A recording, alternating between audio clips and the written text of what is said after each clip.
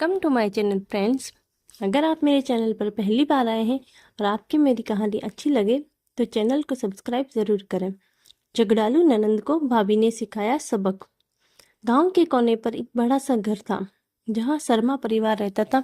घर के बेटे रवि की शादी कुछ साल पहले पूजा से हुई थी। पूजा एक समझदार शांत स्वभाव की लड़की थी जिसने पूरे घर को प्रेम से बांध रखा था। रवि की छोटी बहन सिमी अभी हाल ही में शादी होकर ससुराल गई थी, मगर उसका गुस्सैल और तुनक मिजाज स्वभाव नहीं बदला था। बात बात पर नाराज हो जाना, तुनक जाना और अपनी बात मनवाने की जिद करना उसकी आदत थी। ससुराल में जब उसकी किसी बात पर रोक टोक हुई तो सिमी ने गुस्से में घर छोड़ दिया और मायके चली आई।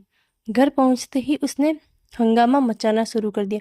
देखा भाभी, कैसे लोग हैं वहाँ, कोई मेरी इज्जत नहीं करता, मैं तो वापस नहीं जाने वाली। पूजा ने प्यार से समझाने की कोशिश की।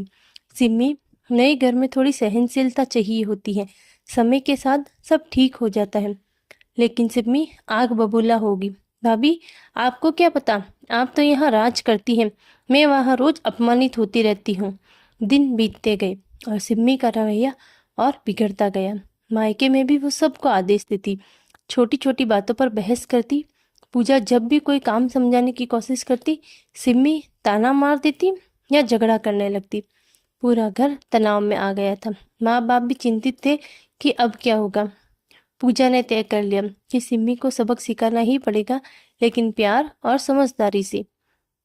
एक दिन पूजा ने सबके सामने बड़ी तैयारी से ऐलान किया, कल से सिमी घर का सारा काम काज संभालेगी। उसे तो अनुभव है, ससुराल में भी घर चलाती थी, यहाँ भी अच्छे से संभाल लेगी।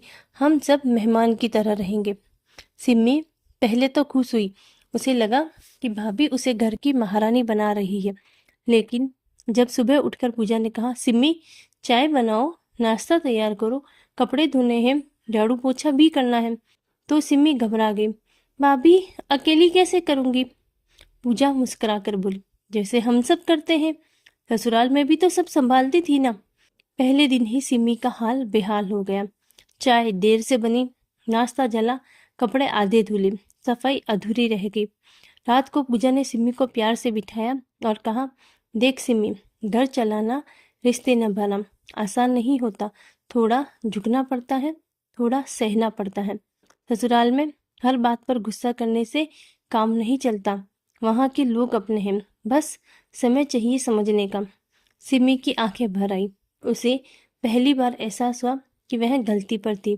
अगले दिन उसने पूजा से माफी मांगी और वादा किया कि वह ससुराल लौटकर सब कुछ ठीक से निभाएगी। चंद दिनों बाद सिमी वापस